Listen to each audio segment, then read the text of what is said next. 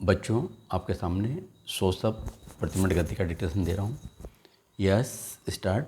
मान्यवर, मैं एक बात और कहना चाहता हूँ। आप देखें कि आज स्थिति यह है कि एक आदमी खेती करता है, वह आदमी वकालत भी करता है, वह आदमी व्यवसाय भी करता है और वह संसद का सदस्य भी बन सकता है। उसके लिए कोई पाबंदी नहीं है।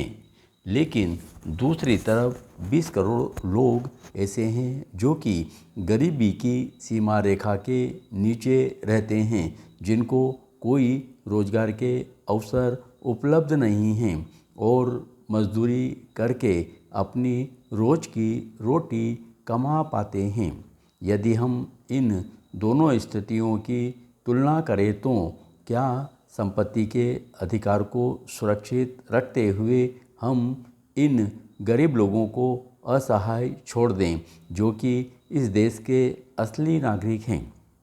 अगर हम उनको नहीं छोड़ना चाहते हैं तो हमको निश्चित करना पड़ेगा कि जब तक हर परिवार में एक व्यक्ति को रोजगार नहीं मिल जाता, तब तक इस बात का प्रतिबंध लगाया जाना चाहिए कि एक व्यक्ति एक ही व्यवसाय करेगा। सभी लोगों की न्यूनतम आवश्यकताएं पहले पूरी की जाए, तभी एक व्यक्ति को एक से अधिक रोजगार करने की छूट दी जा सकती है। उनको रोटी मिल जाए, कपड़ा मिल जाए, रहने के लिए मकान और शिक्षा की सुविधा मिल जाए। यदि हम उनकी न्यूनतम आवश्यकताओं को पूरा कर दें तो हम इस देश को सही रास्ते पर ले जा सकेंगे। तभी इस देश में समाजवादी समाज की रचना हो सकेगी। तभी हमारे संविधान की मंशा पूरी हो सकेगी। आज की जो अर्थव्यवस्था है उसमें पूंजीवाद का प्रभाव है। जिस आदमी के पास पैसा है, जिसके पास साधन हैं, उसको छूट है कि वह चाहे जितना पैसा कमाए, वह चाहे जितना पैसा खर्च करे। लेकिन जिनके पास श्रम है उन्हें अपने पैरों पर खड़ा होने के लिए सुविधाएं नहीं मिलती हैं।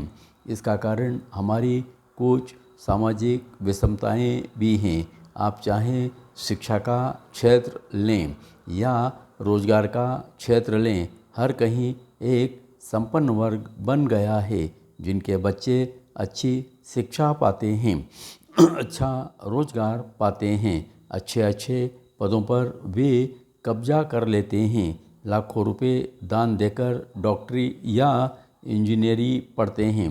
इसलिए संपत्ति के अधिकार को मौलिक अधिकारों से हटाना पड़ेगा। लेकिन मेरे कहने का यह मतलब भी नहीं है कि हम संपत्ति के अधिकार को पूरी तरह से खत्म कर देना चाहते हैं और साम्यवाद लाना चाहते हैं, जहाँ सारी संपत्ति केवल राष्ट्र की होती है। मेरा कहना है कि सभी तरह की संपत्ति रहे, लेकिन हमें व्यक्तिगत संपत्ति पर एक सीमा लगानी चाहिए। जिस प्रकार से आपने गांव के किसानों पर लगाई है, एक निश्चित राशि से अधिक कोई आदमी संचय नहीं कर सकेगा तो वह संपत्ति दूसरों को मिलेगी।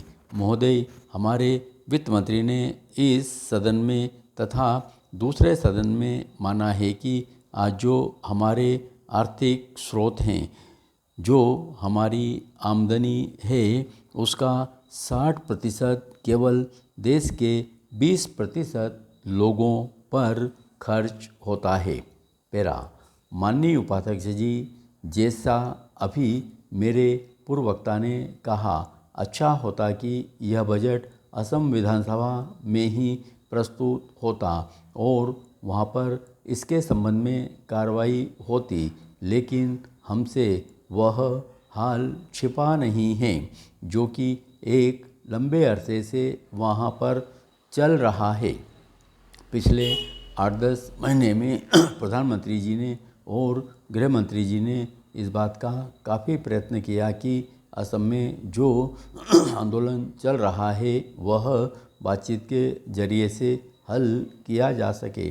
विरोधी पक्ष के माननीय सदस्यों की तरफ से भी बार बार यह कहा गया है कि इस आंदोलन के अंदर पृथकता की भावना है, इस आंदोलन के अंदर सांप्रदायिकता का विषय और इस आंदोलन में हमारे देश की एकता को ज़बरदस्त खतरा है।